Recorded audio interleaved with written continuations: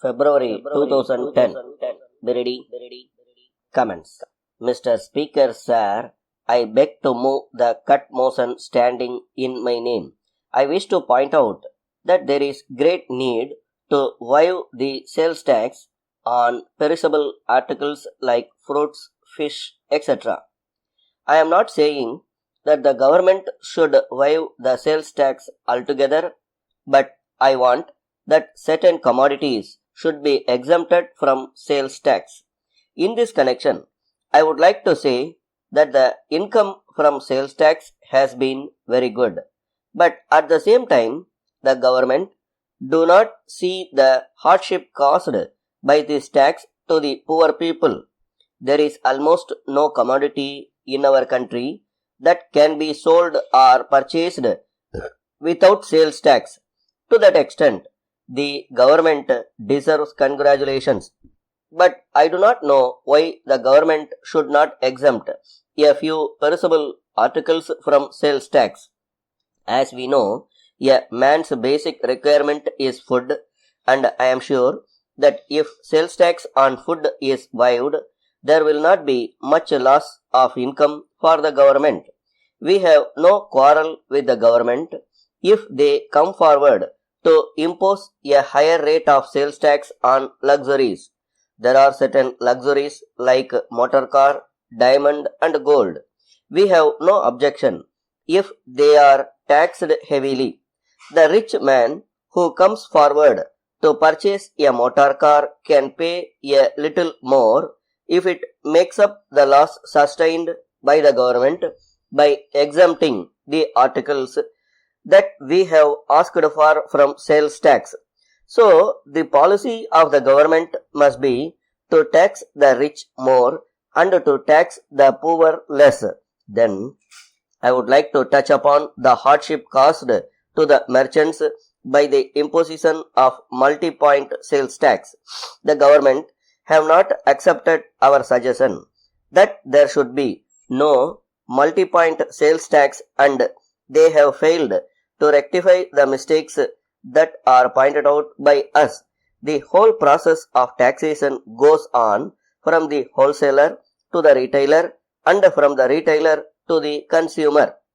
If this is the state of affairs, the government can easily imagine the amount of hardship caused to the people. The government may come to the conclusion that at every stage of these transactions, they get some income. So far as the finances of the government are concerned, it may be a sound principle, but the government must also consider how much the people are affected. Sound canons of public finance lay down that any tax must be so collected that the people who pay the taxes do not feel any hardship. I therefore feel that every commodity that is subjected to sales tax in our country should be taxed at only one point. The finance minister was pleading yesterday that if the officials were not vigilant enough to see that the commodity was taxed at the first point, it was likely to be brought to the consumer without being taxed.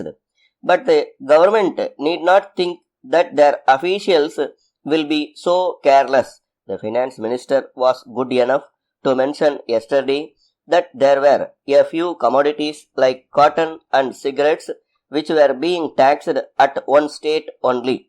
I would ask him whether these are the only commodities that go to make up the living of a man. There are many other commodities which are necessary for the mere existence of man. They must therefore be exempted from sales tax.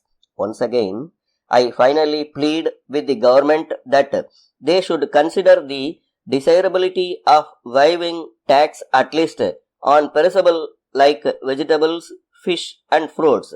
Letter from Raghu and Company, Bangalore to Messrs. Rao and Company, Madurai. Dear sirs, we thank you for your order number 12 dated the 3rd August for transmission belts of various sizes, but we regret very much to advise you of our inability to execute the order within a fortnight as requested by you. We would like to inform you that in recent months there has been a great rush of orders from our goods, and in spite of our best efforts, we have not been able to cope with them successfully. As a matter of fact, our factory is fully booked with orders already on hand, and we think that it will take at least a month to clear them. However, we would like to point out that we are making every effort to speed up delivery of goods, and in fairness to all our customers, all orders are being handled in strict rotation. We regret very much the inconvenience that may be caused to you by this delay, and we hope and trust that will be convenient for you to allow us this extension of time in the special circumstances that we have explained above. We have great pleasure in informing you that we have already booked your order provisionally, but we would be grateful if you confirm your order at the revised condition. We assure you of our best attention at all times. Yours faithfully. Stop.